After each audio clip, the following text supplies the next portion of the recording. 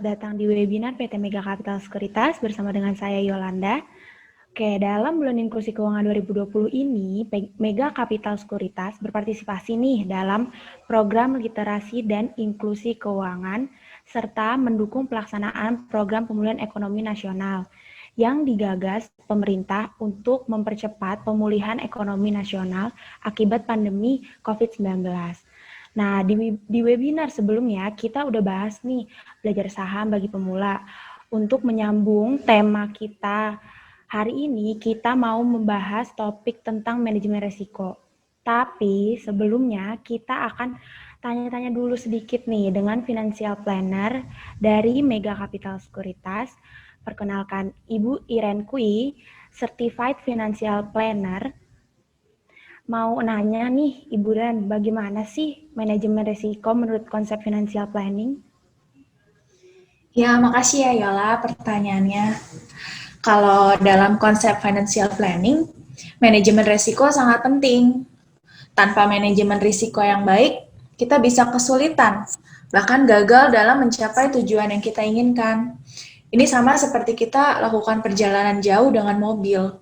Untuk meminimalisir risiko di jalan, sebelum perjalanan kita bisa cek dulu mesinnya, cek remnya, cek kecukupan bahan bakarnya, bawa ban serep, juga alat-alat lain yang bisa jadi dibutuhkan kalau di jalan ada masalah. Kalau kita udah prepare, kita jadi bisa mencegah atau lebih siap untuk mengatasi ketika masalah yang tidak diinginkan timbul. Nah, dalam mencapai tujuan yang kita inginkan, seperti beli rumah, siapkan dana pendidikan anak, atau dana pensiun, kita juga harus lakukan manajemen risiko pada kendaraan yang kita gunakan, yaitu pada produk-produk keuangan atau produk-produk investasi yang dipilih, supaya tujuan kita bisa tetap tercapai meskipun risiko pasti selalu ada ya.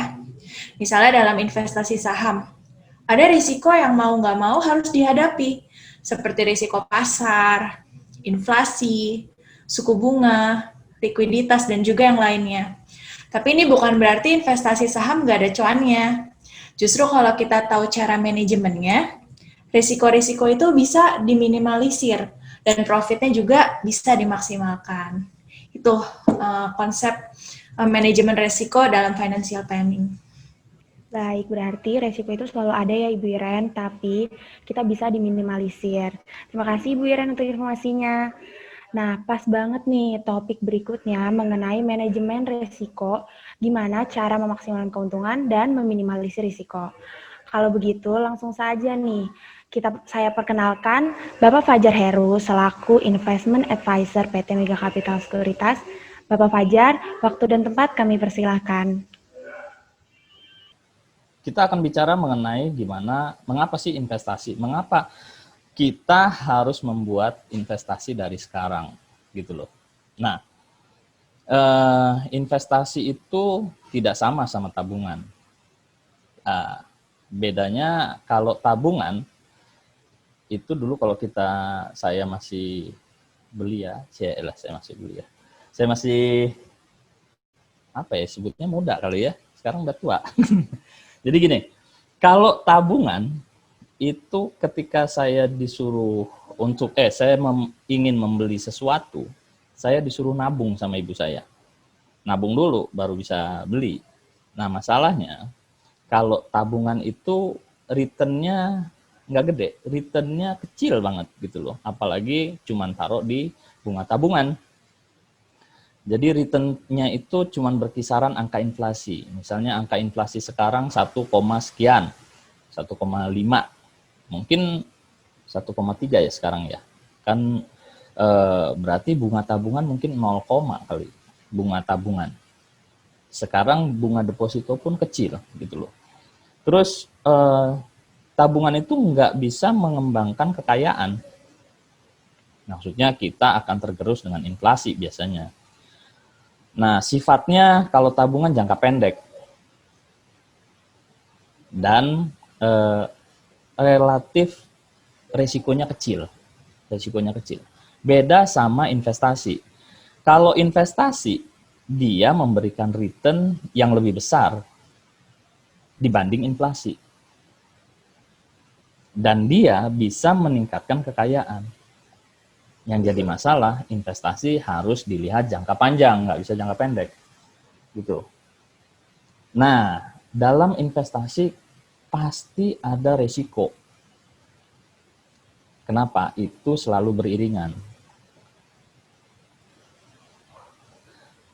Apa aja sih investasi itu? Gitu loh. Apa aja investasi yang bisa dilakukan? Kita bisa berinvestasi di bisnis sektor real misalnya. Contoh kalau misalnya kita kayak sekarang musim pandemi banyak WFH, kita mencoba untuk investasi, coba deh kita jualan makanan misalnya gitu. Artinya kita pasti keluarin modal tuh untuk kita berdagang makanan. Investasi di situ kira-kira berapa duit ya, berapa lama menghasilkan gitu loh. Nah, investasi itu bisa juga di fixed asset. Fixed asset itu seperti misalnya tanah, rumah, apartemen, misalnya begitu. Itu fixed asset, bangunan, gedung, itu kita investasi di sana. Dan yang ketiga ada financial asset, investasi di sektor finansial. Nah, ini di financial sektor inilah kita akan bicara bagaimana investasi di sektor finansial ini supaya lebih meminimalkan resikonya gitu. Jadi kita sekarang kalau misalnya di financial sektor itu kita bicara mengenai pasar modal. Nah, instrumen-instrumen yang ada di pasar modal itu seperti dibicarakan sama pembicara sebelumnya, itu Bu Mary dan Bu Iren juga, di sini ada reksadana. Di pasar modal itu ada reksadana. Ada reksadana, ada MTN, ada obligasi, ada repo, dan ada saham. Jadi kalau misalnya kita bicara investasi reksadana, itu berarti kumpulan modal-modal yang dikelola oleh fund manager untuk membeli satu aset securities. Di sini kita akan berbicara, mungkin teman-teman ada yang sudah tahu mengenai saham. Gimana sih investasi di saham? Apa keuntungan investasi di saham dan apa resikonya? Gitu loh. Kalau keuntungan investasi di saham itu ada 3. Kita bisa dapat capital gain. Capital gain ini kenaikan dari harga sahamnya. Misalnya Anda beli harga 1.000, naik 10 perak, naik 10 perak, 20 perak, 200 perak, nah itulah keuntungannya.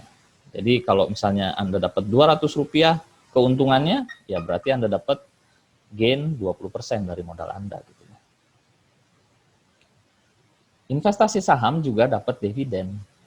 Dividen-dividen ini biasanya yang besar itu perusahaan-perusahaan BUMN, punya pemerintah. Lumayan. Kenapa? Karena namanya saham-saham BUMN itu diharapkan menghasilkan keuntungan profit si perusahaannya itu besar, sehingga pemerintah minta bagi dividennya lebih besar supaya untuk mengisi APBN. Kan begitu.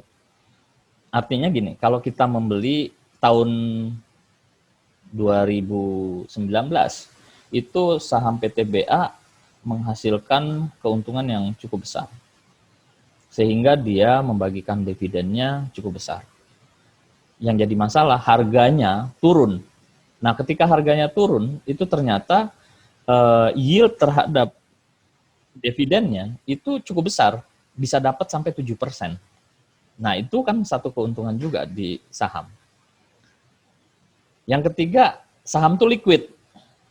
Jadi kalau liquid dimaksud di sini adalah liquid karena kalau Anda beli saham sekarang, jual hari ini bisa, jual besok bisa, jual minggu depan bisa.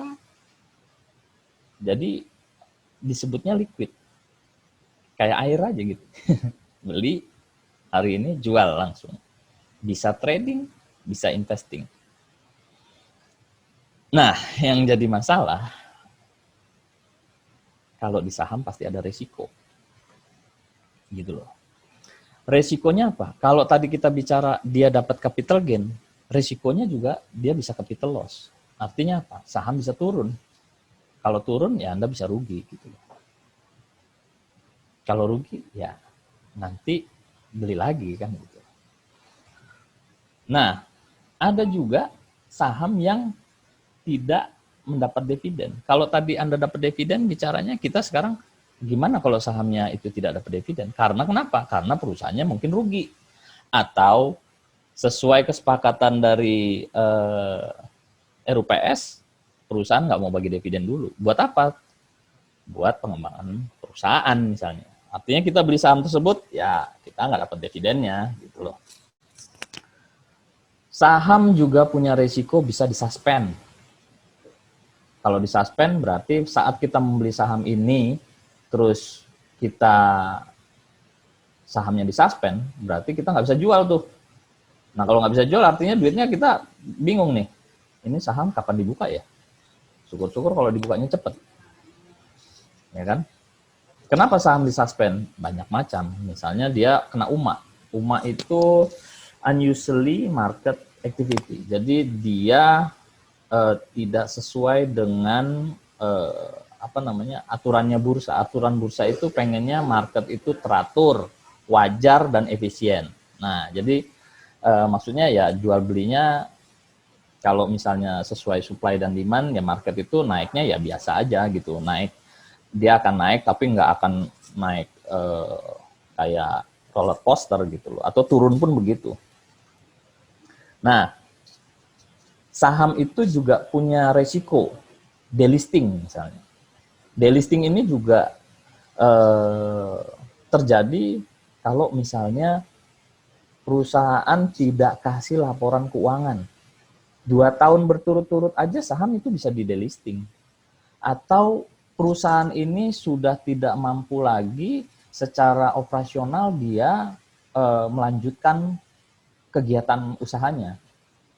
Sehingga dia mengajukan untuk delisting. Itu juga bisa. Selanjutnya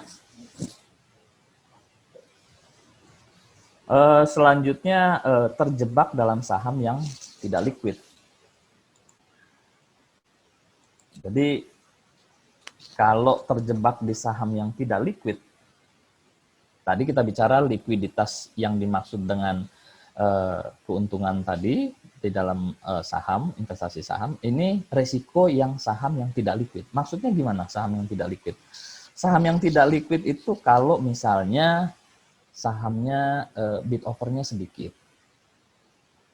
Terus saham ini dikuasai bandar misalnya begitu.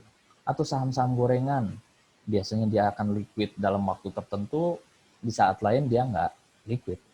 Nah ini juga faktor resiko. Makanya di dalam saham kita harus memilih, dipelajari, dan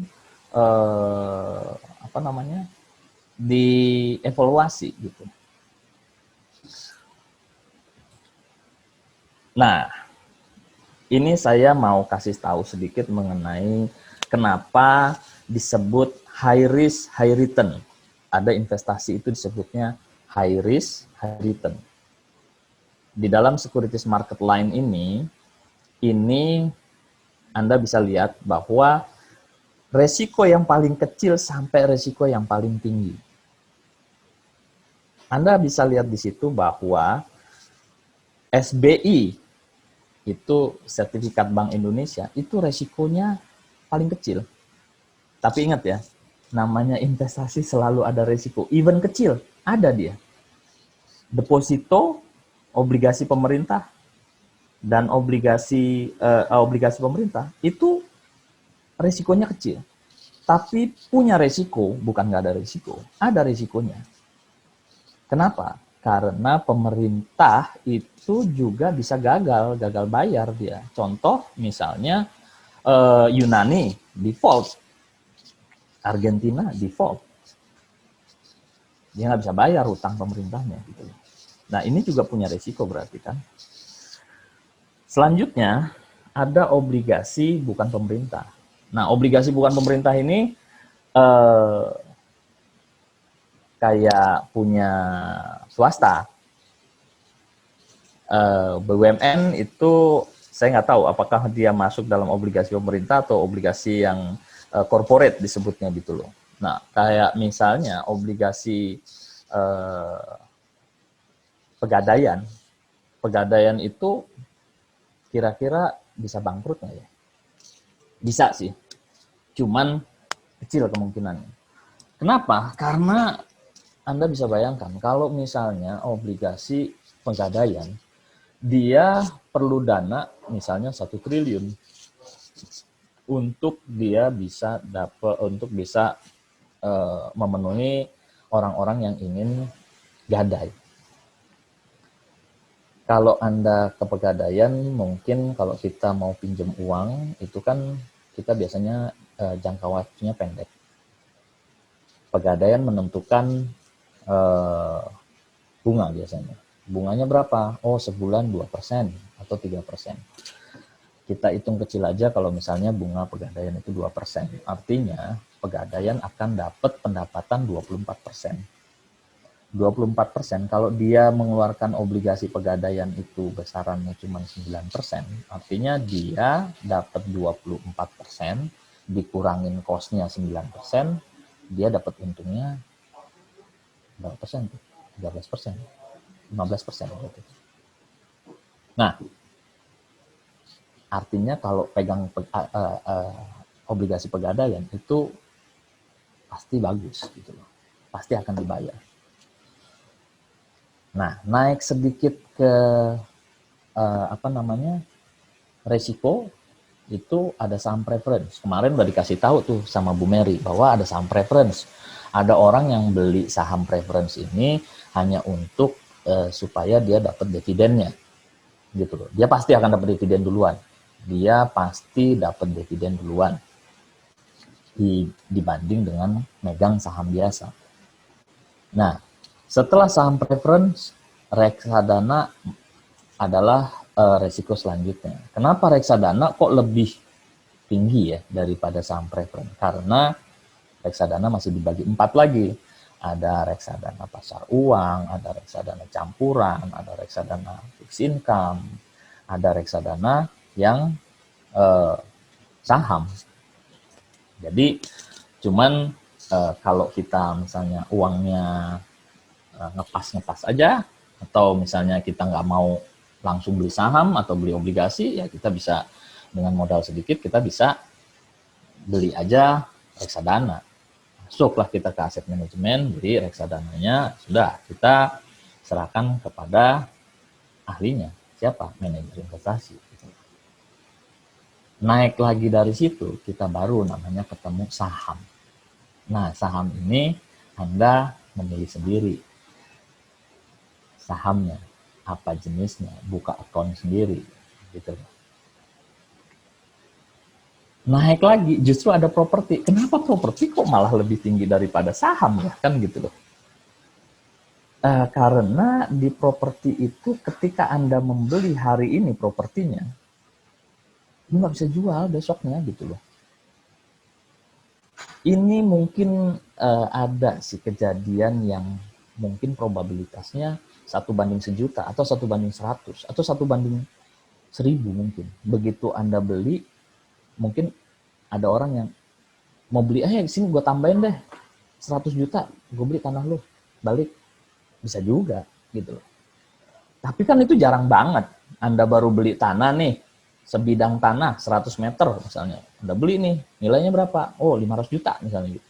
Tapi tahu-tahu ada orang yang mau lagi. Saya mau dong, udah saya tambahin aja deh 50 juta. Anda langsung untung 10%. Tapi tanahnya gue yang beli. Tapi kan itu jarang. Anda kalau beli tanah, oh jangan, gue mendingan gue tahan aja nih buat ntar, kan gitu loh. Makanya dia punya resiko tinggi karena kenapa? Karena nggak liquid. Kalau saya pernah dibilangin bahwa namanya properti itu nggak pernah turun, pasti naik terus. Nggak mungkin. Dia punya resiko bukan turun memang, tapi secara kepentingan. Misalnya begini, Anda beli properti, beli tanah, beli rumah. Begitu Anda beli, harganya di situ memang naik. Begitu Anda mau jual, karena Anda butuh, dia bilang gini, tanah di sini harganya 2 juta per meter loh. Ini NJOP-nya segini loh. Tapi karena Anda butuh duit, Anda mau jual, udah deh gue lagi butuh duit. Gue jual aja deh, 1.500.000 deh per meter. Artinya kan turun juga. Cuman karena dia jangka panjang, seolah-olah Anda beli harganya dulu 1 juta, terus naik jadi 1.500.000, tapi Anda pegang nih tanahnya, udah hampir 10 tahun, kan itu naiknya kecil berarti gitu loh. Ya kan? Untuk selanjutnya, itu yang sudah resiko tertingginya ada di futures dan option. Ini kenapa dia tinggi resikonya?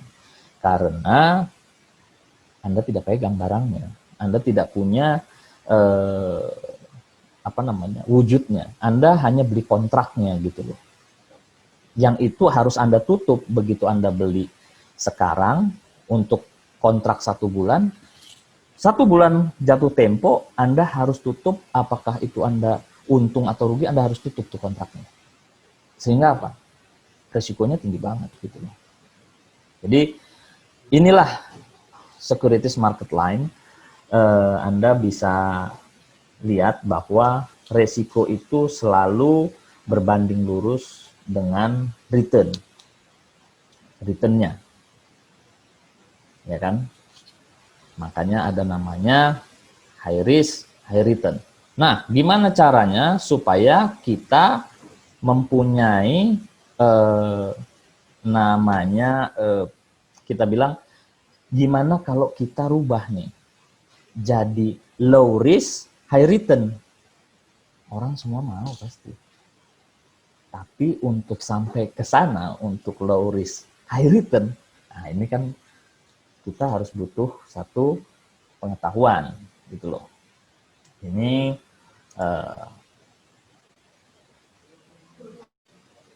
lanjut ke slide berikutnya. Nah, untuk kita bicara mengenai risiko ini, kita semua pasti punya profil risiko kita. Kita itu apakah kita itu konservatif orangnya, apakah moderat, atau kita agresif. Jadi ini beda-beda nih. Kalau konservatif, contohnya begini, kita ada demo misalnya gitu ya. Kalau orang konservatif, dia bilangnya begini, mendingan gue nggak bisa pergi dah, biarin aja, daripada gue beresiko, mendingan gue di rumah. Tapi kalau orang moderat, mungkin berpikirnya beda lagi. Dia bilang gini, oh saya bisa pergi ke Jakarta, cuman gue mendingan lewatnya agak muter. Mungkin gue harus melipirnya ke sono dulu dah. Gitu. Tapi dia tetap berangkat. Tapi kalau orang agresif, nggak apa-apa. Justru jangan-jangan nih ada demo, gue bisa bawa kamera nih. Gue bisa berhenti di situ, gue foto. Jadiin viral. Nah itu kan profil resiko namanya. Itu cuma contoh aja sih. Ya kan? Ini juga kita harus kenali diri kita untuk tahu saham apa kira-kira yang akan kita pilih supaya dekat sama kita punya profil resiko kita. Apakah kita itu pengen saham yang aman atau saham yang kira-kira naiknya nggak kenceng-kenceng banget, cuman ini pasti ngasihin keuntungan bagus. Atau apakah kita itu tipikalnya agresif, nggak apa-apa deh, saham gorengan juga oke-oke aja, kenapa? Gue butuh belajar, bisa juga kan gitu. Oke, setelah kita mengetahui profil risiko kita, maka kita diharapkan kita harus membuat trading plan. Kita membuat rencana nih. Tadi Bu Iren bilang, kalau lu mau investasi, kita harus tahu tujuannya itu buat apa. Misalnya gini, jombloan dan jomblowati. Sorry. Maksudnya gini, kalau misalnya Anda masih jomblo, terus udah punya pacar belum? Nah, kalau misalnya, gue mau punya pacar, nanti gue mau nikah, umur gue sekian. Dia buat planning. Tujuannya buat apa? Ntar kalau gue nikah, gue bisa jual nih sahamnya. Bisa juga. Gitu. Jadi, tadi Bu Iren bilang, buat dulu tujuannya. Tujuan investasinya buat apa? Buat bapak-bapak atau ibu-ibu, misalnya, gue mau anak gue sekolah nih, 3 tahun lagi. Bisa ini saham dibikin planning untuk investasi untuk ketika 3 tahun saham ini bisa dijual dengan untung sekian. Tapi kan harus di trading, harus direncanakan dulu gitu loh. Terus berapa lama sih mau investasi ini, mau berapa lama? Contoh kalau misalnya kita mau beli Telkom, mau berapa lama dipegang?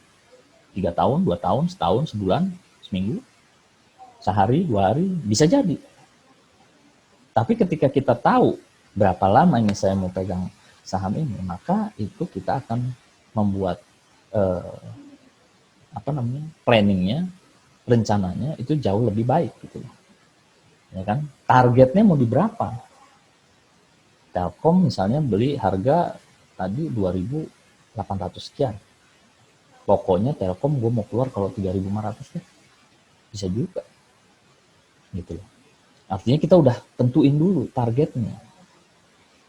Nah, terus kalau mau investasi saham, jangan, pokoknya ada orang yang kalau investasi saham tuh, gue masuk saham kok nggak selesai-selesai nih, masuk terus duitnya.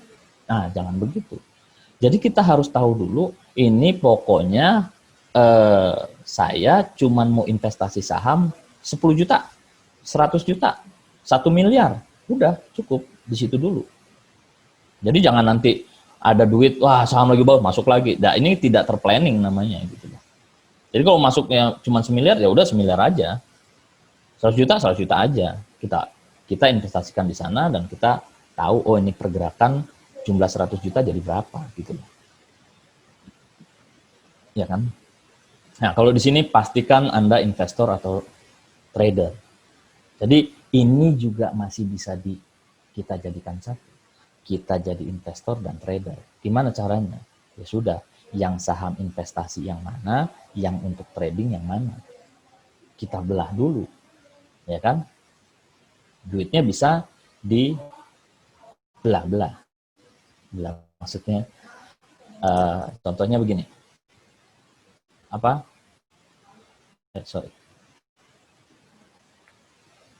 Contohnya begini. Kalau misalnya Anda punya duit 100 juta atau lebih kecil misalnya 10 juta. Lebih kecil lagi 1 juta misalnya gitu. Ya udah. Kita 20% kita pilih untuk trading saham. Sisanya 80% untuk investasi. Itu juga masih bisa dibelah lagi. Yang 20% kita take cash, 20%, 20%-nya untuk trading, yang 60%-nya untuk investasi. Boleh dong? Jadi tradingnya dapat, investingnya dapat. Tapi kita masih tetap punya cash untuk jaga-jaga. Nah ini kalau di financial planner namanya dana darurat. Benar nggak Bu Iren? Kira-kira begitu. Kenapa? Karena kita nggak tahu marketnya tiba-tiba kayak kemarin. Market lagi bagus-bagus, tahu-tahu corona nyerang kemana-mana. Marketnya gabruk-gabrukan. Kalau kita nggak punya cash, sisa cash di dalam tabungan kita, maka kita nggak bisa average down kita punya harga sedangkan kita udah masuk gitu loh. Kan itu repot. Artinya apa? Kita nyangkut di atas. Kapan keluarnya? Bisa keluar. Cuman kita pasti harus punya waktu gitu loh. Jadi kita jadi loss opportunity gitu. Ya kan? Nah, nextnya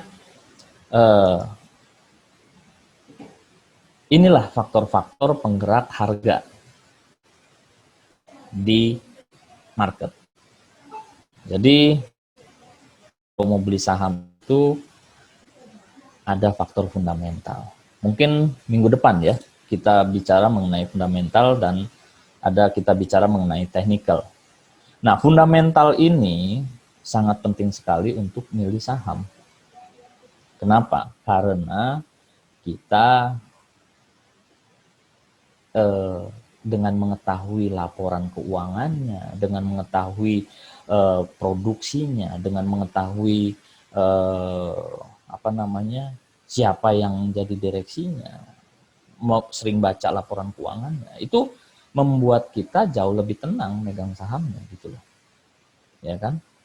Kalau untuk misalnya investor pemula gimana? Ya udah deh, nggak usah baca yang jauh-jauh, nggak usah tahu segala macam yang lebih dalam misalnya. Tahu dulu deh company-nya ada nggak nih gitu loh. Contoh misalnya gini, Anda jalan, Anda tahu nih, oh saham Bank Mandiri, Anda tahu dong namanya Telkom, Anda tahu dong namanya Pegas, Anda tahu dong namanya Antam misalnya gitu. Nah itu Anda tahu gitu loh. Dari situ baru Anda masuk dulu nih. Kira-kira Telkom itu bagus nggak? Atau perusahaan Astra itu bagus nggak? Atau perusahaan Akra itu bagus nggak? Misalnya gitu. Anda baca laporan keuangannya. Kenapa? Di situ paling nggak Anda harus sedikit mempelajari rasio-rasionya deh. Ya ada effort dulu Anda untuk tahu di sana gitu. Nah setelah itu saham bisa aja. Ini Anda sudah ketemu nih. Ini dia nih sahamnya. Kenapa? Ada 550 saham lebih di bursa. Anda pasti bisa milih tuh sahamnya. Ya kan? Setelah Anda tahu, dapat nih, ini aja deh, gue mau saham ini. Nah, di sini ada namanya technical analysis. Gunanya buat apa? Gunanya untuk Anda tahu apakah harga saham ini, si perusahaan ini, udah mahal atau masih murah, gitu loh. Jadi technical ini setiap hari di saham itu dia meninggalkan jejak namanya chart kan gitu loh. Ada harga open, harga low, ada high, ada close. Nah, kalau Anda lihat, makanya ada pembahasan mengenai technical analysis. Anda bisa pelajari technical analysis untuk mengetahui apakah harga saham bagus ini memang benar bagus atau udah mahal gitu loh. Contoh begini, kita bilang, oh saham Telkom bagus, tapi harganya kemarin sampai 4.000. Ketika sekarang harganya jeblak, dia turun gitu loh. Tapi menurut bukunya, oh dia ini harganya cuman 3.000-an harusnya gitu loh. Dilihat chartnya, oh chartnya masih bisa turun kayaknya. Atau oh chartnya udah di bawah nih, bisa beli nih kita gitu loh. Ya kan? Itu nanti minggu depan mungkin akan ada pembahasan mengenai fundamental dan teknikal. Selanjutnya pengaruh kurs mata uang. Nah, ini juga berpengaruh. Kenapa? Makanya di bursa sering bilang, oh asing keluar, oh asing masuk. Kok ngaruh dia naik turunnya? Kenapa? Kalau asing masuk berarti ada dana asing masuk ke Indonesia ke dalam pasar saham, artinya dia akan borong tuh saham-saham. Ya kan? Makanya kita sebenarnya agak aneh. Market kita kursnya nggak kemana-mana, obligasi sudah begitu tinggi harganya, di market saham juga udah turun, tapi kurs Indonesia ini nggak lari kencang kemana-mana. Artinya apa? Kalau duit Indonesia ini, kalau menurut saya, asing belum keluar dari Indonesia. Mau keluar kemana dia? Mau keluar kemana? Orang di luar juga jelek, kan gitu. Ya kan? Artinya duitnya cuma stay aja di sini. Mungkin ini cuma berpindah aja. Dia jual obligasi, dia jual saham, tapi yang beli bank. Banknya kenapa? Karena duitnya masuk ke bank, ternyata bank yang beli, yang nampungin tuh saham obligasinya. Artinya apa? Duitnya nggak keluar dong, gitu loh. Kan bisa aja begitu. Oke, selanjutnya bahan suku bunga. Oh, bahan suku bunga ini juga ngaruh besar juga. Suku bunganya naik, orang daripada berisiko tinggi, mendingan gue taruh di bank aja deh, lebih tenang, dapat suku bunga tinggi, ya udah, mendingan gue jual tuh sahamnya, gitu loh. Terus yang kelima ada rekomendasi analis. Biasanya analis-analis ini dia membuat prediksi-prediksi mengenai saham. Ini juga bisa mempengaruhi harga saham gitu loh. Jadi ketika misalnya konsensus analis ini bagus untuk saham tertentu, misalnya saham ini kelihatannya sudah bla bla bla bla bla. Ini dia bisa jadi akan dimakan oleh investor gitu loh. Ya kan? Terus faktor teknis. Faktor teknis ini maksudnya faktor yang mempengaruhi si perusahaan itu sendiri. Jadi apakah perusahaan ini lagi ekspansi atau dia punya punya kerugian karena ada pabrik yang terbakar atau dia malah menambah kapasitas produksi. Nah, ini faktor teknis namanya. Terus hukum permintaan dan penawaran, ini demand and supply. Jadi kalau misalnya terjadi pada apapun sebenarnya dalam bidang perdagangan, dalam jual beli, kalau namanya satu saham tiba-tiba naik karena demand-nya lagi tinggi, ya berarti itu akan menggerakkan harga sahamnya. Atau begitu juga ketika supply-nya terlalu banyak tapi nggak ada yang nampung di market, ya itu juga terjadi turunan harga gitu loh. Ya kan?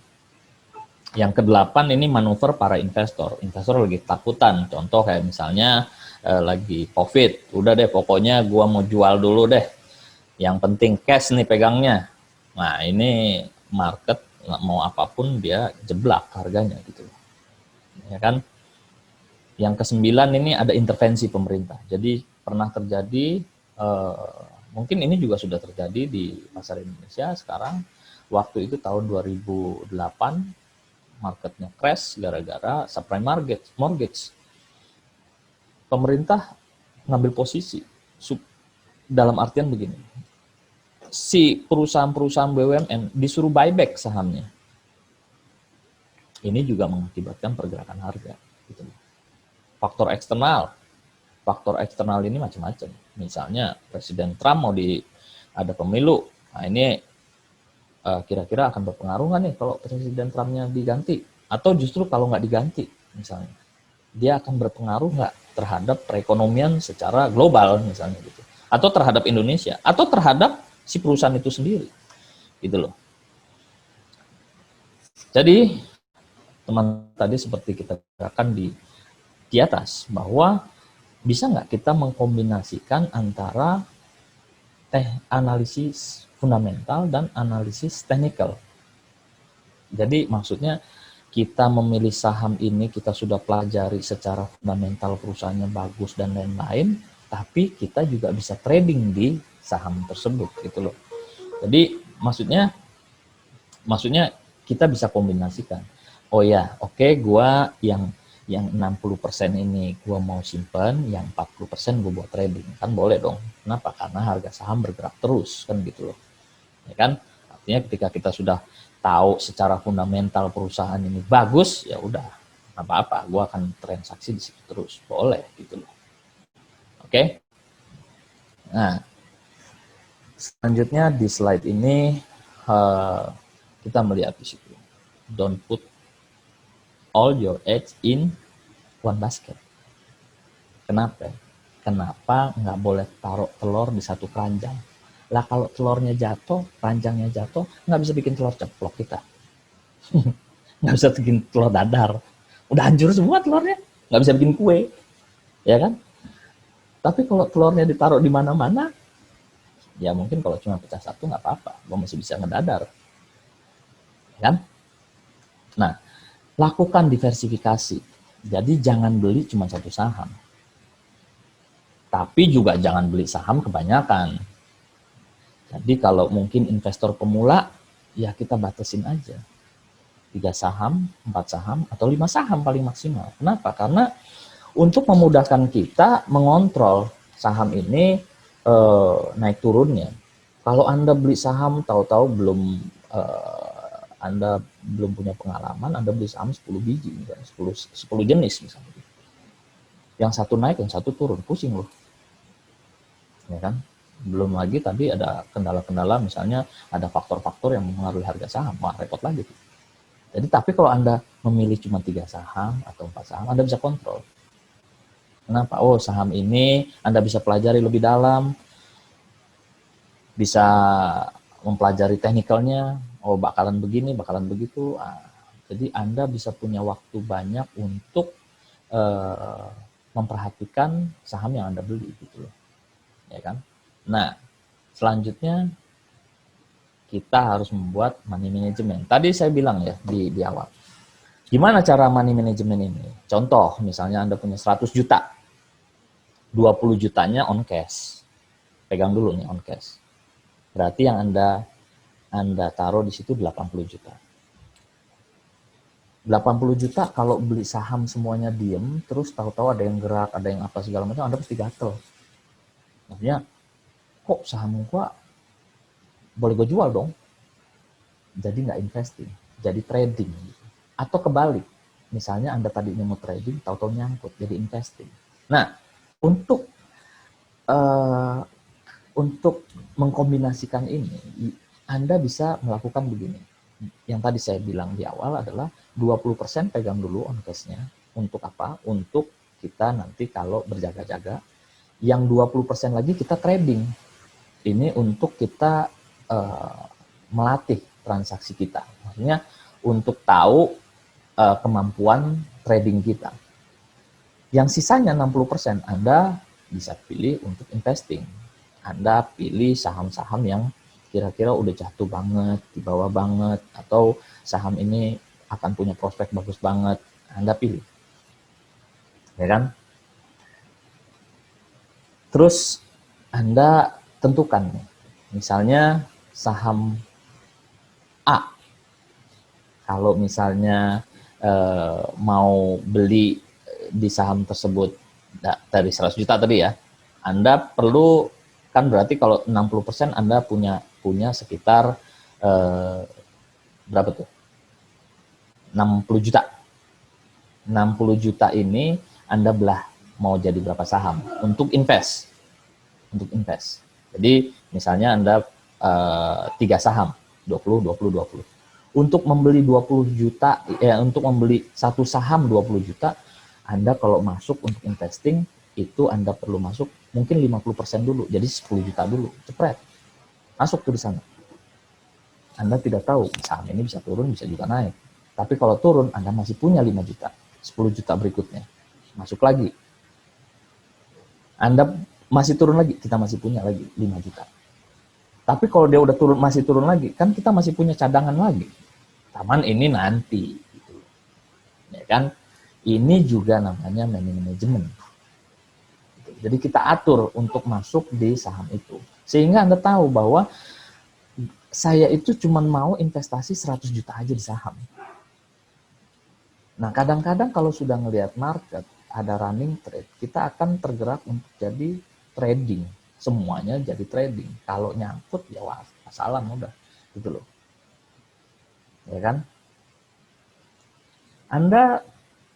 Selanjutnya Anda bisa merealisasikan keuntungan. Berapa persen sih kalau kita mau trading rata-rata per hari misalnya? 2% kah? 3% kah? 4% kah? Artinya gini, kita punya target keuntungan untuk trading. Saya kalau 1% saya trading, saya jual. Saya kalau misalnya 2% saya udah untung, saya jual. Atau kalau misalnya yang investing, kalau saya 20% baru saya jual. Ada lagi yang lebih ekstrim. Saya kalau nggak selipet, saya nggak akan jual. Bahkan ada investor namanya Pak Lo Keng Hong, kalau jual ribuan persen baru dia jual. Gitu. Nah ini namanya merealisasikan keuntungan. Yang selanjutnya kita tentukan batas stop loss. Nah, batas stop loss yang dimaksud di sini adalah ketika Anda masuk saham, ternyata salah prediksi Anda, ya sudah, ngaku kalah. Mau berapa persen Anda harus stop loss? Berapa persen yang ditentukan gitu loh. Wah, gue kalau misalnya cut loss 2% udah cukup, ada. Tapi gue pokoknya masih tunggu nih, kalau sampai 10% gue baru stop loss. Boleh, nggak apa-apa. Masing-masing orang tadi sesuai dengan profil resikonya. Kenapa? Karena begitu 10%, misalnya dia belum 10%, nggak taunya dia udah naik lagi, kan bisa aja terjadi gitu loh di market. Ya kan? Nah, ini tergantung profil resiko tadi. Jadi, itu pentingnya kita tahu resiko, apa profil resiko kita gitu loh. Oke, Bapak Ibu, di sini ada yang mau bertanya atau gimana? Kita masih lanjut? Lanjut ya. Jadi, nah ini, tadi kita bicara ya, batasi jumlah saham di dalam portofolio. Jadi, Anda mau tentukan berapa banyak portofolio di saham yang Anda harus pegang di dalam portofolio Anda. 4, 5, udah cukup. Tapi kalau udah expert mungkin 10. Lebih expert mungkin banyak. Cuman kalau banyak, saya rasa Anda akan susah kontrolnya. Gitu loh. Atau sektornya yang Anda masukin. Misalnya sektornya perbankan. Oh, saya maunya perbankan. Atau oil and gas. Gitu loh. Jadi jumlah sahamnya nggak pengaruh. Tapi Anda memilih adalah sektor. Kan bisa juga. Gitu loh. Untuk expertnya. Terus, nah ini. Pilih beberapa saham hafalan. Saya mau cerita sedikit mengenai pengalaman. Pengalaman saya begini. Saya punya, saya ada investor yang menyuruh saya itu pokoknya dia mau transaksi cuma 5 saham. Sahamnya besar-besar. Kenapa? Karena dia masuk dalam jumlah besar. Jadi dia cuma suruh saya masuk di saham Telkom, Astra, BCA, Mandiri, sama Unilever, cuma 5. Jadi saham ini pokoknya suruh trading tapi di 5 saham ini doang. Saya pikir, waduh, kan susah ya. Waktu itu ya, itu 6 tahun yang lalu, berarti tahun 2000, bukan 6 tahun yang lalu malah. Saya tahun 2008 saya suruh begini nih sama nasabah saya. Jadi pernah satu kali malahan saya nggak bisa melakukan transaksi apa-apa karena sahamnya stuck. Semuanya stuck, posisinya stuck dalam 2010. Nggak bisa, sahamnya nggak naik, nggak turun gitu. Sehingga saya nggak ada transaksi. Cuman saya tetap harus suruh merhatikan di 5 saham ini aja. Nah, di sini ada keuntungannya. Keuntungannya adalah begini. Saya jadi hafal pergerakan si harga saham ini. Contoh gini, dulu Astra itu harganya 60.000 gitu loh. Harganya 60 ribuan sampai di 70 ribu. Begitu Astra itu saya hafalnya kalau misalnya dia naik 500 perak. Satu barnya itu paling kencang 2000 perak dia naik. Jadi kalau misalnya 2000 perak saya akan jual. Kalau turun 2000 perak, udah gue meremata beli aja. Tapi untuk trading ya udah pokoknya dapat fee-nya ketutup, dapat cuannya, gue jual udah. Sampai hafal. Jadi Astra berapa nih? Karena saya nggak ngeliat, cuman telepon aja. Harga saham sekarang berapa nih Astra? Oh lagi segini. Udah naik berapa? Udah naik 200. Oh masih bisa naik nih kayaknya nih. Gue berani beli. Nanti dia begitu ada naik lagi 300 perak, udah jual aja. Untungnya tipis, tapi trading tiap hari bisa. Gitu loh. Apalagi kalau dengar Astra gini. Saham Astra Pak lagi turun nih, berapa ya? 2000 perak udah turun. Oh gue beli aja udah. Kenapa? Karena besoknya dia rebound 500 perak, biasanya begitu. Kenapa? Hafal. Nah Anda kalau bisa punya saham hafalan ini. Kenapa? Anda akan terus bisa melakukan trading even Anda tidak melihat gitu. Kenapa? Karena Anda tahu chart ini, saham ini akan bergerak itu paling banyak 100 perak. Oh, paling banyak 1000 perak. Paling banyak 300 perak. Anda udah tahu. Jadi saham hafalan ini kalau Anda bisa manfaatkan itu cuannya konstan gitu loh. Setelah itu Anda melakukan evaluasi, apakah benar nih cara-cara yang Anda lakukan gitu loh. Apakah misalnya saham hafalan itu mendatangkan keuntungan buat Anda, atau Anda untuk investasi yang jangka panjang Anda baru oke nih misalnya gitu loh. Atau misalnya kalau trading yang justru enak nih buat saya nih gitu loh. Nah, itu tadi kembali lagi ke profil resiko Anda gitu. Oke, ternyata selesai tanpa terasa nih. Kayaknya buat saya sih nggak terasa. Cuman yang buat yang dengerin nggak tahu nih. Semoga mungkin Mbak Yolanda mungkin kalau misalnya ada pertanyaan bisa ditanyakan. Kita buka sesi tanya jawab mungkin ya. Ya, baik Bapak. Silakan Bapak Ibu semuanya yang ingin bertanya. Pak Fajar, ini ada Bapak Asa nih bertanya. Pak siapa? Selamat sore, Bapak Asa. Asa? Iya. Oke. Ada bertanya nih Pak, selamat sore Bapak Fajar. Mau bertanya karena masih hunting dulu. Sebentar Bapak. Ini. Selamat sore Bapak Fajar, saya mau bertanya nih karena masih hunting dulu. Tadi sebut saham gorengan, bisa dijelasin ulang mungkin Bapak mengenai saham gorengan. Saham gorengan. Kalau kita makan makanan gorengan terlalu banyak, itu biasanya jadi kolesterol. Kita juga dilarang tuh sama dokter makan gorengan banyak-banyak kan gitu ya. Tapi saham gorengan ini membuat pasar jadi hidup gitu loh. Memang digoreng, memang ada bandarnya yang goreng gitu. Memang saham ini naik turunnya ada sedikit dikendalikan. Nah, kenapa? Karena ada tujuan-tujuan tertentu. Nah, kalau Anda mau masuk saham-saham gorengan begini, Anda jangan lengah. Jadi begitu Anda tentukan, oh saham ini udah tahu nih, ini saham lagi digoreng.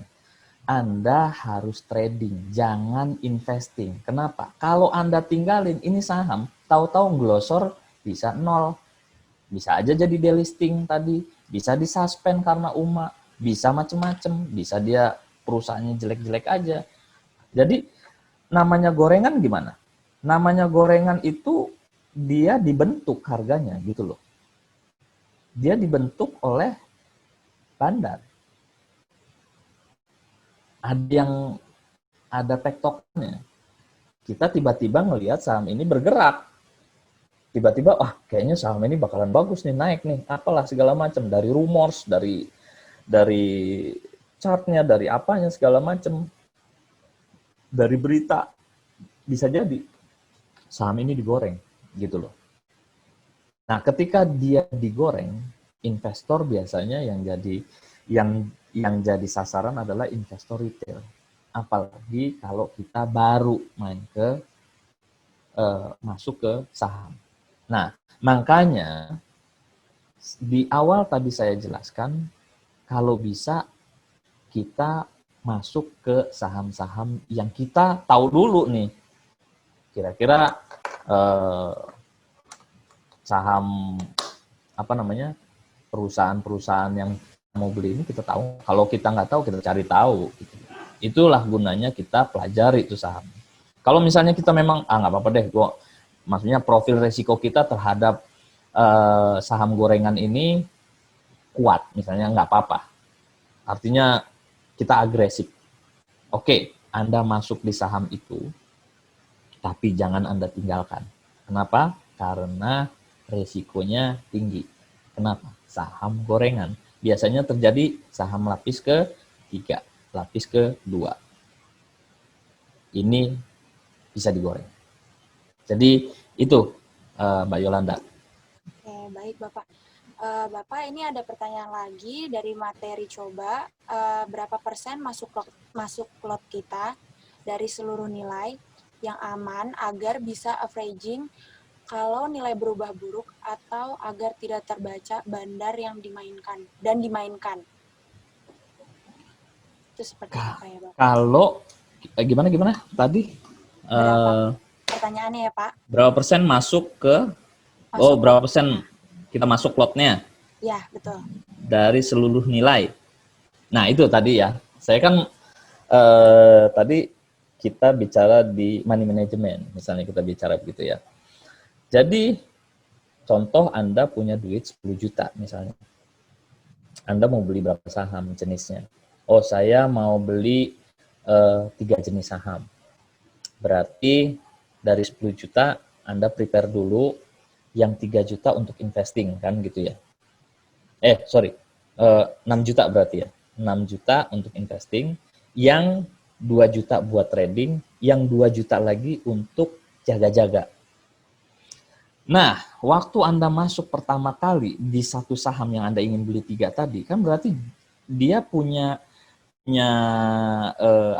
satu saham berarti 2 juta dong. Anda prepare, kan 6 juta nih ya. 2 juta. Anda mau masuk saham A, masuk dulu 50%. Jebret. Begitu Anda masuk 50%, Anda bisa jadi ini saham masih turun. Anda masih punya 1 juta lagi kan. Kan tadi masuknya 50% berarti mau invest kan 2 juta. Masuk 1 juta dulu. Masih turun, masuk lagi nih 25%. Red. Masih turun juga, masuk lagi. Anda masih punya peluru buat masuk gitu loh. Kalau dia nggak turun-turun gimana Pak? Ya udah, jangan di average down, average up justru. Belilah saham ketika dia lagi naik, uptrend, justru lebih enak. Jadi bukan average down, average up yang ada. Gitu loh.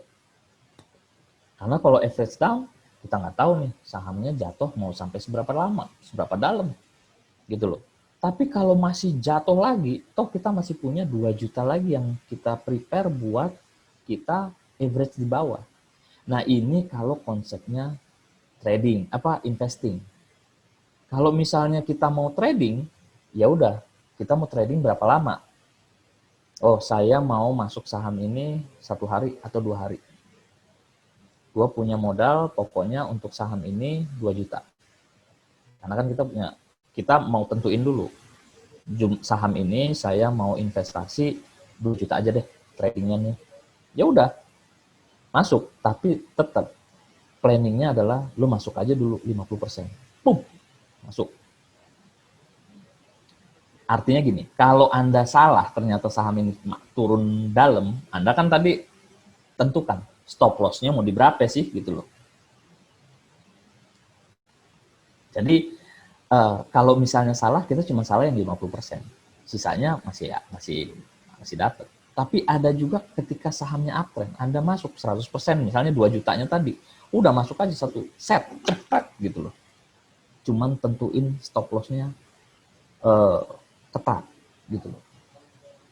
Itu kalau trading. Jadi saya kira begitu. Oke, Ada yang lain? Bapak. Buat Bapak Ibu partisipan bisa bertanya lewat chat ya Bapak Ibu. Ada lagi nih Pak dari Ibu Ika Purnamasari. Pak mau tanya kira-kira kapan waktu masuk beli dan waktu keluar jual yang sudah menentukan waktu masuk. Mohon penjelasannya, terima kasih. Oh gini. Inilah gunanya technical analysis. Kapan kita mau masuk, kapan kita harus keluar. Nah ini pelajarannya bisa Anda ikuti nanti di technical analysis. Cuman saya jelasin sedikit di sini. Gini, jadi saham itu punya tren. Mau naik, mau turun, atau dia stuck. Jadi dia cuma sideways. Jalannya tak-tok cuma di situ doang. gitu loh. Kapan kita mau masuk saham ini gitu loh. Nah, biasanya untuk technical analysis dia ada sinyal-sinyal tertentu yang diikuti dengan indikator-indikatornya. Kita pelajari tuh indikatornya. Indikator ada banyak, cuman Anda nggak perlu pelajari semua indikator. Anda cukup pelajari yang indikator yang menurut Anda nyaman. Nah, ini saya selalu bilang sama teman-teman investor, kalau Anda masuk dengan menggunakan indikator A, maka Anda keluar juga pakai indikator A. Jangan masuknya pakai indikator A, keluarnya pakai indikator B, ntar nggak cocok. Gitu loh. Jadi kapan Anda harus masuk? Ya, ada sinyal di dalam indikator-indikator tersebut. Maksudnya, misalnya begini, saham ini udah turun, dia nanti menyentuh resisten, support, biasanya begitu. Oh, ada supportnya Pak di sini nih, misalnya gitu ya. Misalnya harga 1.000 turun dia ke 900 misalnya gitu. Oh, support kuatnya ternyata di 900. Dia akan naik lagi nih ke 920 misalnya. 930 naik. Tapi dia turun lagi ke 900 lagi nih. Cuman sepanjang 900 ini tidak ditembus, berarti ini support kuat nih dia, udah gitu loh. Kalau supportnya sudah kuat, berarti kemungkinan ini saham akan berangkat nih ke atas, kan gitu loh. Udah susah ditembus. Pokoknya di bawah 900 itu akan susah tembus. Contoh gini, kemarin saham Telkom. Susah tembus di bawah 2.700. Tapi ditembusin juga tuh. Sampai di 2670 pernah. Cuma naik lagi dia, 2.700. Habis itu dia nggak turun-turun di 2.700. Nah, akhirnya berangkat juga dia naik. Gitu loh. Ya kan? Jadi ini begitu juga begitu naik. Sampai di naik batas tertentu, misalnya Telkom sampai dengan 3.000, dia berhenti, turun lagi, mau naik lagi, berhenti lagi. Dia 3 kali nggak bisa tembus, dia turun lagi. Nah, ini udah kayaknya susah banget tembus dari 3.000, turun lagi. Tapi sekali bisa tembus dari 3.000, dia berangkat lagi ke atas. Gitu loh. Tapi kalau batas-batas supportnya sudah ditembus, ya itu bakalan terus ke bawah kan gitu loh. Begitu juga kalau dia naik ke atas. Begitu resistennya dia bisa ditembus, itu kemungkinan besar sahamnya uptrend lagi. Dan inilah gunanya si technical analysis tadi gitu. Jadi nanti Ibu akan lihat bahwa di chart itu kelihatan ada batas-batas tertentu yang bisa dilalui atau tidak bisa dilalui oleh si saham tersebut gitu loh. Saya kira itu. Terus yang lain? Pak Yola? Ya, baik Bapak. Mungkin ini pertanyaan terakhir ya Bapak ya. Ya. Kalau masih ada yang mau bertanya bisa di email di customer service, customer.service@megasekuritas.id. Pertanyaan terakhir nih Pak.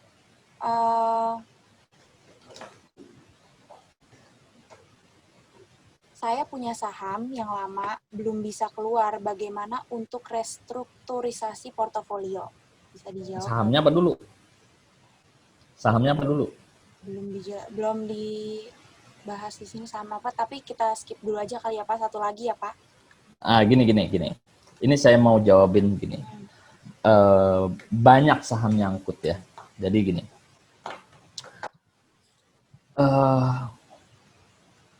Kalau kita nyangkut di saham tersebut, saham ini kan bisa naik, bisa turun. Itu sudah pasti. Nah, ketika misalnya kita nyangkut, memang di harga atas banget. Kalau kita jual sekarang, kayaknya kita bisa rugi banyak. Tapi kita bisa melakukan begini. Kalau saham ini secara fundamental bagus, kita bisa melakukan trading. Trading artinya gimana? Trading short sell, jual aja dulu. Oh jangan dong Pak, nanti kan rugi kita gitu loh. Berarti saya realize rugi. Enggak, nanti kalau saham ini masih turun, kita bisa buyback. Gimana? Kalau misalnya saham ini Anda takut, bisa aja dites. Kita tes aja 50% dulu. Cuman dengan ketentuan saham ini memang dalam kondisi yang turun gitu loh. Bukan yang naik ya. Kalau naik Anda short sell bisa cilaka. Nanti begitu Anda jual nggak taunya sahamnya naik lagi malahan. Nah, Anda pastikan bahwa dalam tren yang turun, Anda bisa jual dulu saham ini. Jual, kalau kalau misalnya dia turun lagi ke bawah, Anda buyback. Liatin aja, ini bakal jadi saham hafalan Anda gitu loh. Ini juga sudah pernah kita lakukan gitu. Jadi gimana? Ya jualan aja, nggak apa-apa. Kemarin saya misalnya contoh saham UNTR, saya nyangkut memang di harga berapa? Harga 28.000. Waduh, tinggi banget. Saham ini pernah sampai turun ke bawah. Waktu dia naik kemarin sampai 25.000, kelihatannya udah nggak kuat nih, saya jual aja. Saya jual dulu. Memang terkesannya kita realize loss. Enggak, kita kan kita tahu bahwa saham ini udah di atas 25.000 kemarin, dari 20.000, dari 18.000 dia naik sampai 25.000 kan udah cukup jauh itu. Sehingga saya jual dulu aja 25.000. But saya jual. Habis saya jual dia turun tuh. Sampai di 23.000 buyback. Jangan sampai hilang nih barang. Kenapa? Karena kita memang belinya di atas kan gitu loh. Bakalan balik nggak? Kalau saham bagus, itulah gunanya kita pilih saham bagus. Kenapa? Dapat dividen, kita nunggunya dapat dividen, kita juga bisa transaksi gitu. Jadi saham itu kita bisa investing dan kita bisa trading. Invest di saham bagus, trading di saham bagus. Artinya kita kayak tadi ya, saya tetap masuk di UNTR, saya jual dulu, saya buyback lagi. Saya tidak mau kehilangan jumlah saham ini. Kenapa? Karena saya memang belinya di atas. Nyampe nggak dia ke atas? Nyampe. Kenapa? Karena history repeat itself. Dia akan balik lagi ke sahamnya gitu loh. Saya kira itu. Ada lagi? Baik Bapak, kami rasa sesi tanya jawabnya sudah cukup. Okay. Mau infokan saja untuk para partisipan, untuk analisis teknikal materi minggu keempat. Jadi minggu depan bakal ada bahas fundamental, terus lebih jelasnya lagi teknikal-teknikalnya. Jadi bisa bergabung lagi di webinar minggu depan. Terima kasih banyak Bapak Fajar atas informasinya. Dan terima kasih untuk Bapak Ibu sekalian yang sudah ikut dalam webinar pada sore hari ini. Semoga informasi yang sudah disampaikan dapat membantu Bapak Ibu dalam berinvestasi. Saya Yolanda, kami pamit undur diri. Sampai jumpa di webinar selanjutnya. Selamat sore. Sore, makasih. Terima kasih.